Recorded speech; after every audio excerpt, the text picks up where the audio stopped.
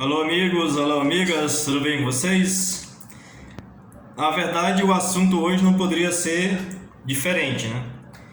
O assunto que deixou os bolsonaristas desesperados, inundando o Twitter e outras redes sociais no desespero, e o pessoal da Lava Jato que também está desesperado, né?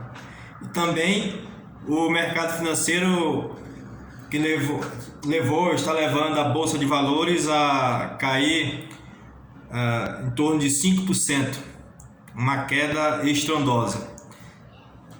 Por conta, tudo isso em razão da decisão, por enquanto, monocrática, do ministro Edson Fachin de anular todas as condenações do ex-presidente Lula no âmbito da Lava Jato lá no Paraná.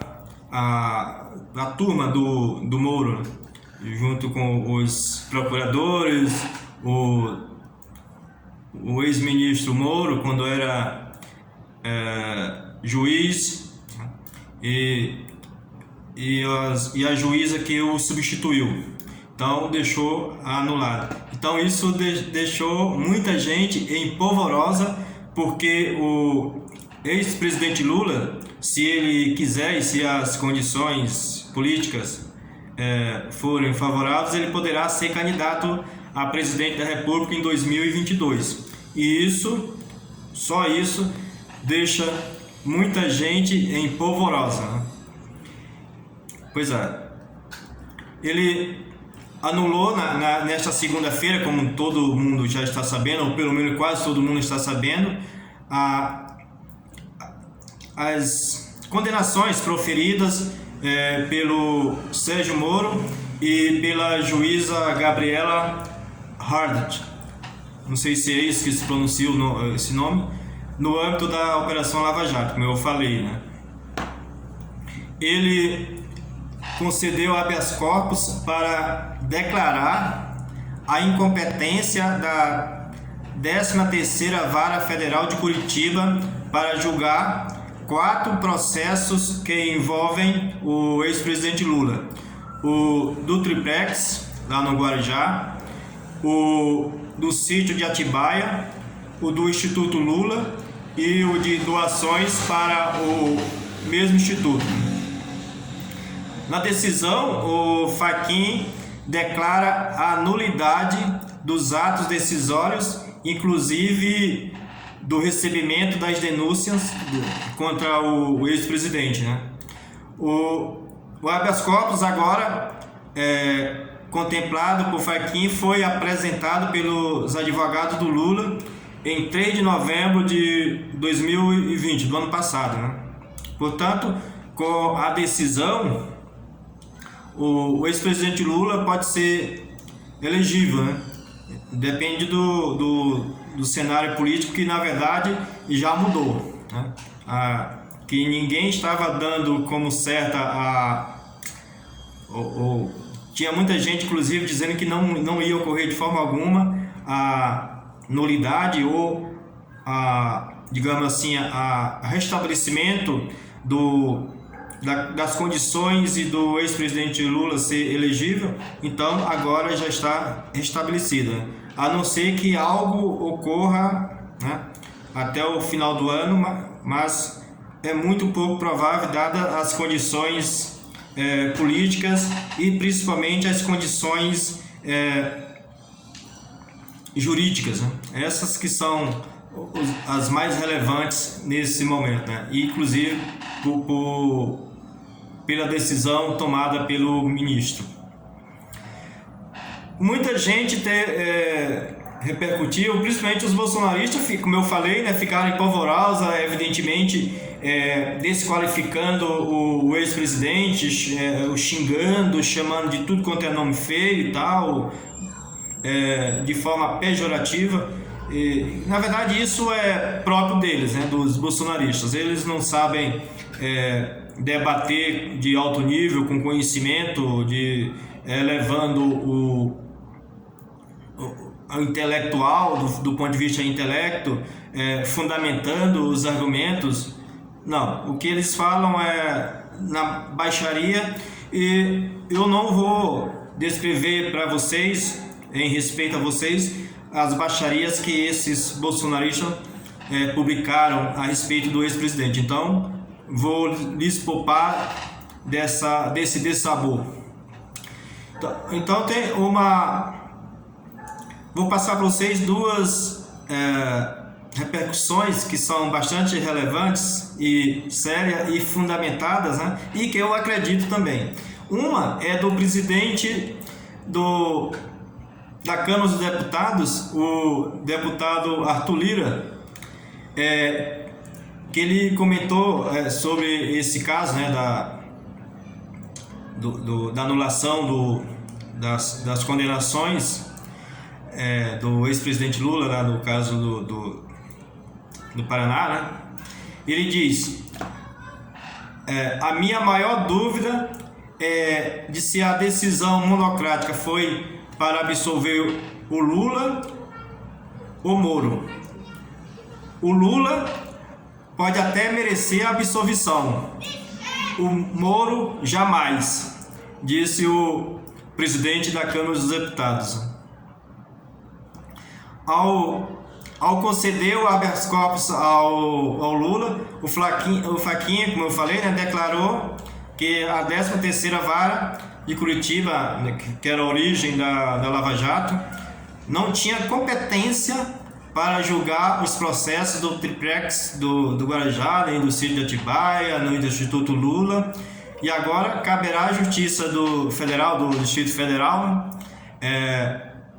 os 3 casos, né? Os 4 casos que na verdade no caso do triplex são 2 casos, do triplex não, do triplex é um caso, Atibaia é outro, e do Instituto Lula tem 2 casos, né?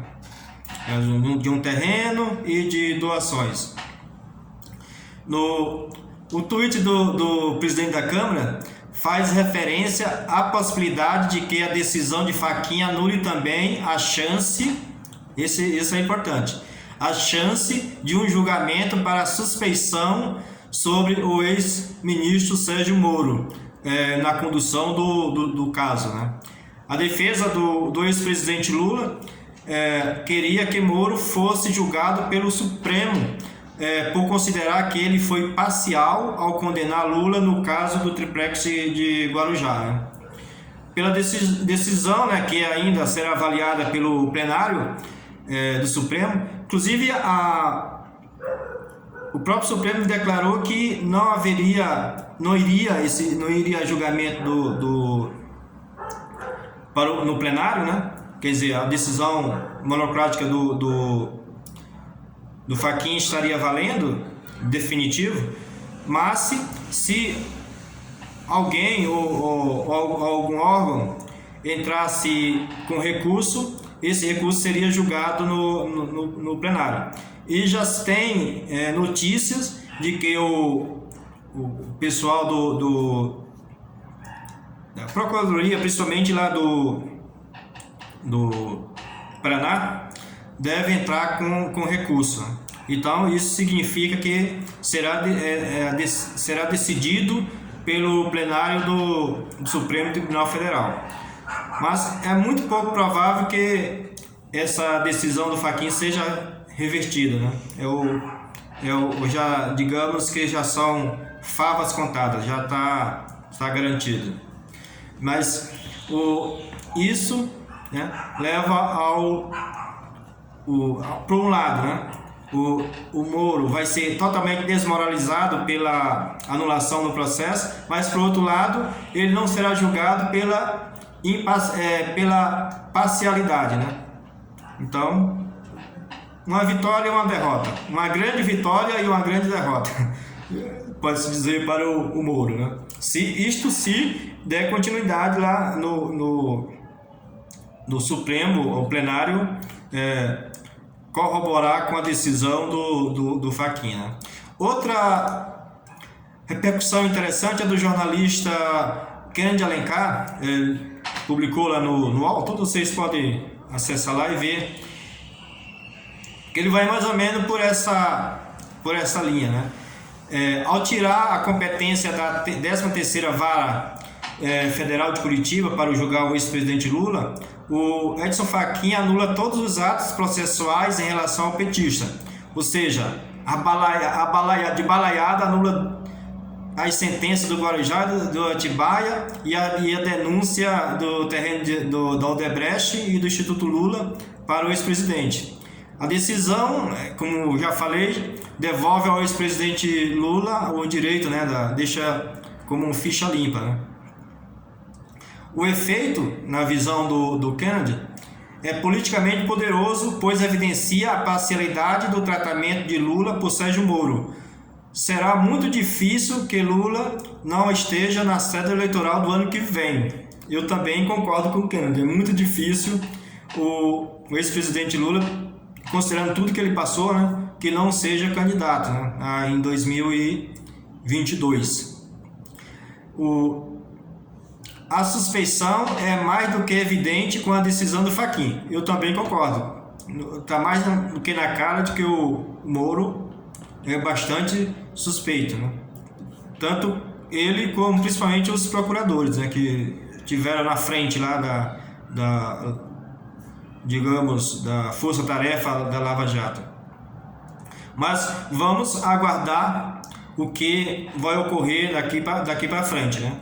Por enquanto, muita gente que de uma forma ou de outra foram afetados, né, principalmente aqueles que são totalmente contra o ex-presidente Lula, como os bolsonaristas, como o pessoal que é do lado do Moro, né?